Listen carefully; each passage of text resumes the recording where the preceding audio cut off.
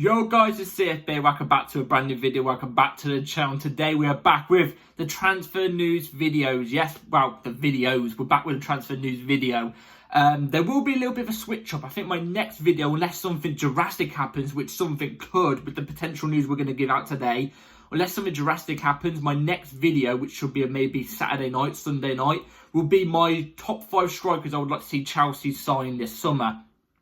But like I said, something else could happen potentially. With the news we're going to get into today, you'll see why I'm saying something could happen. So before we do get into it, please like, subscribe, hit the bell notification to be notified every time I load a video. Also, first link in the description of my streaming channel. Go check that out. It'd be very much appreciated. Let's jump straight into it because we've only got 3 topics to talk about 3 players. But these are 3 huge bits of news we've got to get into. So it's so major, this had to come out today, this did. So let's jump straight into it with the first bit of news. Now, obviously, we know we're after Michael Olise. We was after Michael Olise last year. In fact, I think he was the guy we was going to get before we got Palmer. And obviously, we ended up getting Palmer. Don't regret it. But having Olise and Palmer in the same team, please bring it. Well, we're after him as well. We're after Olise again this summer. Obviously, it didn't work out last summer. But we've got news. We've got news update. What has been the news update today? Well, David Ornstein starts off with this. So, major breaking. Chelsea have asked for permission on Thursday afternoon to speak to Olise's representatives with the hopes of agreeing personal terms.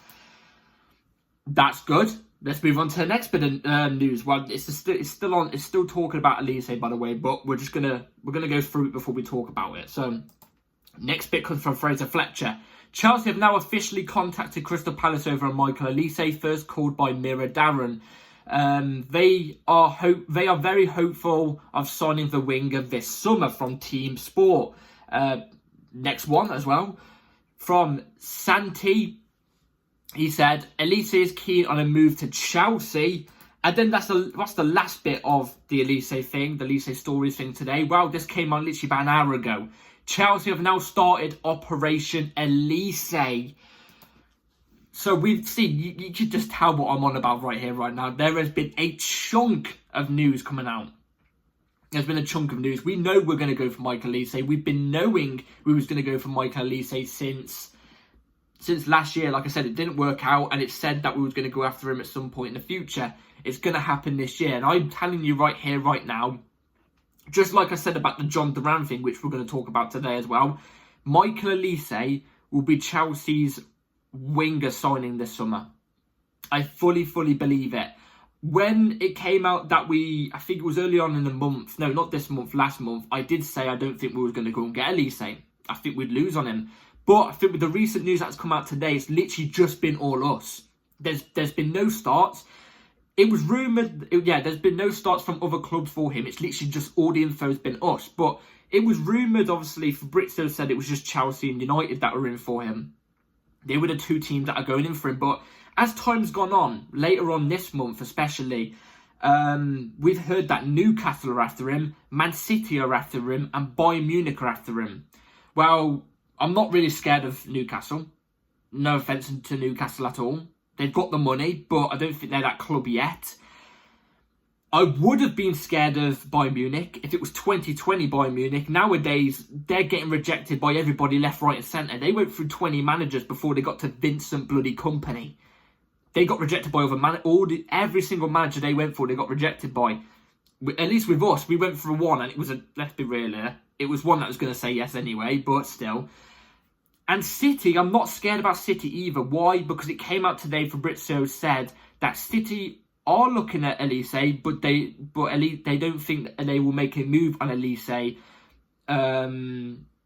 due to something. I don't know. I forgot what it was, but I'm not scared of City. I don't think City need Olise. I don't think they're going to pay the money for Olise. What is it, around 60 million maybe? I don't think City are going to pay that because, I mean, do they really need it? Do they really need it? We haven't really heard much of City's interest until now. So I think Chelsea and United are the ones that have done the groundwork more. And I think we've done the groundwork the most. And I think we have the biggest chance to get Michael Olise. And I've seen a lot of people on Twitter and all the sources going, oh, do Chelsea really need Olise? Or you know, Chelsea just steal other people's targets. For one, we're not stealing other people's targets, and this is going at Mark Goldbridge as well, because he's one of them who came out and said Chelsea just steal everybody's targets. No, we was going after Mike Olise before anybody was interested last summer, and we just didn't get him because Crystal Palace, you know, threatened us with something and then signed him to a new contract. So we was after him way before, and we said we was going to go after him this summer, so we did. We've done more of the groundwork than you. What are you on about? We go after everybody's targets. I do not know what you're even on about. Do we need Olise? Yes, we do. Why? Because let me just say this for an example. Let's say Sterling gets sold next summer. On the left wing, you're going to have Nkunku and Mudryk, 2 players fighting position. In the 10, you'd have Nkunku and Carney fighting for the 10 position. For the cam position, or the 10, or whatever you want to call it. And off the right, if you don't go and get Olise, then you're just going to have Madueke. Of course, we're going to need Olise as well to add on top of that. I know what you're going to say. If Sterling stays, then he could go off the right as well. But I don't want Olise. I do want Olise. I don't want Sterling here anymore. I think Olise coming in is a much better move for us than keeping Sterling. That might be a very controversial opinion, but I think generally, Olise adds more to this team than what a Sterling would. We've seen how Sterling plays for us. He hasn't really shone or anything like that. I think Olise is more further along in his career as well than Madueke too. Of course we're going to need Olise. We want to strengthen our team. We want to make our team better. You know what I mean? We're going to have everybody fighting for positions. And if it's a 3 up front with a 4-3-3, then Olise is going to be fighting with Cole Palmer. Great competition. Of course we need Olise. Do I think this is going to happen? I really do. He used to play for us in the academy as well. Obviously, we all know this. Olise used to play for us in the academy. He's got a lot of friends here at Chelsea. It's good news to hear that apparently he's keen on the move. He's not said anything about United. Apparently he's not keen on United. He hasn't said anything about United. I don't know if he's keen or not on United. And the fact that we're getting stuff done now is good. And I said this in my last transfer news video. I want us to get all of our transfer targets and transfer dealings or whatever, selling and buying players. I want it all done before pre-season so we can go into pre-season with everybody. Not one person leaving, not one person still coming in. I want everybody in. The fact that we're going for Olise now is very, very, very good. Obviously, Fabrizio literally says Operation Olise had started. We are literally starting in talks now. So, hey, it's good news. It's good news. I'm just hoping, like I said, we managed to get it before pre-season, which isn't far away if you think about it. Pre-season, am I not mistaken, we're in June? Yeah, I think it starts next week. No, not next week, sorry, Jesus. Euro starts tomorrow. Next month, I think it starts. I'm not too sure. You might have to correct me on that. I think July 1st, I think it is. So everybody's in at training pre-season. I would love nothing more than Olise to be in then. And if we've already started the groundwork, I generally think, my prediction is, I think Olise will sign for us either next Thursday or the Thursday after next week. That's when I think it will be done. This deal shouldn't take 2 weeks long, I don't think. And you got to think as well, we have been doing some of the groundwork behind the scenes for the past couple of weeks anyway. So, hey, we're going to have to see how it moves. Let me know in the comments down below what you think about the Olise move. I'm quite confident on it. I'm quite confident on it now. If you asked me 3 weeks ago, I would have said the complete polar opposite. But quite confident on it. Now, let's move on to the second bit of big news. The big news. The striker news. Obviously, if you've been living under a rock already, you would know that we're not going for a big striker anymore. We're going for John Duran. Well, what's the latest on John Duran? So, Fabrizio Romano says this. So, negotiations ongoing for John Duran. Chelsea are already discussing terms of the potential contract. So, I mean, just in that sentence itself, you can tell that we're fully going for John Duran. You can tell we're fully going for John Duran. In that sentence alone, if you cannot read that and go, oh, nah, there's still an outside chance that we won't go for John Duran, I don't know what to say to you. Here's the next bit of news from Fabrizio Romano as well. Important clubs have started call for John Duran. Duran wants Chelsea move. So there has been a couple of other clubs that apparently are interested in John Duran, that would like John Duran. And apparently he literally strictly wants the Chelsea move, which I said this in my last video, is kind of cool, and that he wants the Chelsea move. And I want players that want to be at Chelsea. I don't want anybody at Chelsea that doesn't want to be at Chelsea, because they're not going to give the all. I want players who want to be at Chelsea, who reject other clubs, and that strictly just want us, like Casiedo did last summer. Not last season, well, it was last season, but last summer. He rejected every single other club, even Liverpool, who were in a better position than us. And he said, no, I want Chelsea move. I love that. I want players who want to play for Chelsea. He wants to play for Chelsea. What's the thing, though, that's making me not go with John Duran? Because I've had a lot of people say, why wouldn't you want to go for John Duran? It might be a Cole Palmer-esque signing. I don't know what it is. I don't know what it is. But I'm just not keen on John Duran. I don't know what it is. Maybe it's because of how young he is. He's 20 years old. It may be because he's not played much football in the Premier League. And I get it. Some people have come to me and said, yeah, but look at his minutes per goal ratio and stuff like that. It's good. I get that. And you look at the way he strikes the ball. It's incredible. It's a different profile to Jackson. He's a good aerial threat too. But he's 20, man. Do we have to keep going for young players? I feel like the striker position is the main position that we have to get right no matter what. Because it hasn't been done right since Diego Costa. It's not been done right for years. We haven't had that vocal point as a striker for ages. We need an established winning striker who's been around the block, who has conquered it, who has that experience to help out also a Jackson, and also helps out the current team that we have right now and buries majority of the chances. Because if we keep getting in young players, they're going to miss loads of chances because they're so young and inexperienced. It's the one position we have to get right. That's my thing. I don't mind John Duran. I actually think he could potentially be a decent striker in the future. I've said this. I think he has all the tool sets to be a good striker. But going alongside another inexperienced striker in Nicholas Jackson, I don't know. But it seems like this is going to happen. Apparently we want the striker. It came out yesterday from Fabrizio Romano as well.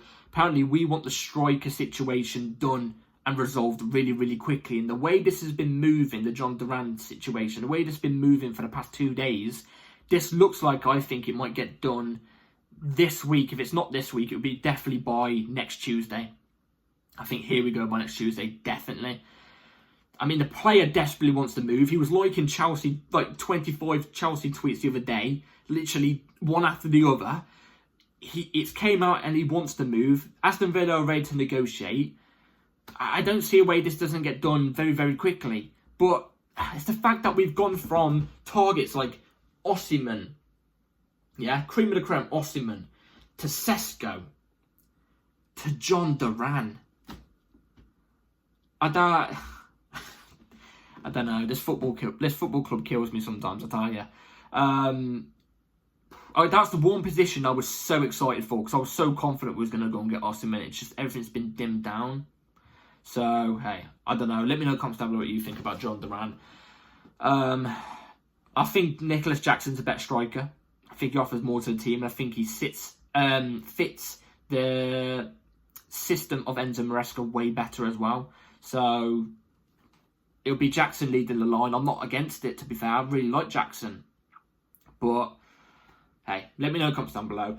Last bit of news. I told you we've only got 3 bits of news. This one kind of goes into what I was literally just saying about Olise. People saying, oh, you don't need Olise, you don't need Olise. Well, if this happens, we definitely need Olise. So, this is what came out from Matt Law today. So, Crystal Palace could inquire about Noni Madueke.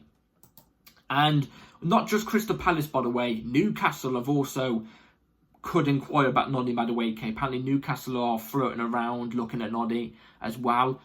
It would be sad if we get rid of Noni. I'd rather get rid of Sterling over Noni. I honestly would. I think Noni's a better player. I think Olise's a better player than Sterling. It would be sad if we do get rid of Noni because I do think he is quite a good player. He has very high potential. He's kind of experienced in that sense as well. He's been playing football, senior football, for a long, long time now. He was in the Eredivisie before this as well. I don't know. Like I said, if we do get rid of either Sterling or Madueke, we are definitely going to have to need Olise anyway. Do you know what I mean? So people chatting about Olise this, Olise that, you don't need Olise. Well, if Sterling or Madueke do go, then we will 100% need Olise. But either way, I still think we do need Olise. I think it's a bigger upgrade. That's nothing on Madueke either. Madueke's ceiling is very, very high. But, you know, you'd rather have, you know, two world-class players fighting in one position so they can keep getting the best out of each other. Like, you know what I mean? Like having Madueke and Olise fighting for the same position. I'm not saying they're world class. I'm just saying they're very, very good players with very high ceilings. You would want them battling each other out, having friendly competition to see who gets that starting spot. Because both are going to want that starting spot. Both are going to want that starting spot for Chelsea Football Club. They are. They both want to be the main reason to get Chelsea back to the top, right? So they're both going to be doing their best and trying their best week in, week out, in training, in the matches. And they're both going to get the best out of each other, which they both will get each other, hopefully, to reach the ceiling that they should be reaching, if you know what I'm trying to say. Instead of somebody like Olise fighting for the right-wing position against somebody who's not really that great. And, you know, he might not even get the ceiling out of Olise because Olise will just be week in, week out because it's a crap player. If you know what I'm trying to say with this. But the fact is also Crystal Palace as well that are after him. Maybe we could chuck in Madueke in the deal with Olise. I know Crystal Palace want the release clause, which is I think like 60 million. But if we could maybe try and negotiate with Madueke, I wouldn't do it. I'd just pay the release clause, get this over and done with. But if Chelsea really want to and they want to do quick with this, maybe sneak in Noni in the deal with Olise. Maybe Noni plus 35 million. That may tempt Crystal Palace. If it doesn't and the Crystal Palace say no, straight away, as soon as you get that no, just put in the release clause. Get it done. Let's get all this done. So, yeah, it'd be a shame if we do get rid of Noni. I'd rather get rid of Sterling, but that's my opinion on everything. So let me in the comments down below what you think about everything. Olise news, the Duran, do you reckon Duran will be Chelsea's signing? And also the Noni news. Let me know in the comments down below. I'd be very intrigued to know. Hit the bell notification so notified to upload a video, because videos come at any time. Legit any time. Like, subscribe, take care all. Euros start tomorrow. I won't be doing Euros on this video, on this channel, because this channel is strictly Chelsea. I may mention Euros every so often, but yeah. So I don't know what I was going to say then. Happy Euros for tomorrow. I don't know. I'll be watching. I'll be putting bets on and everything like that. So yeah, take care all. Like, subscribe, and see you next time. Peace.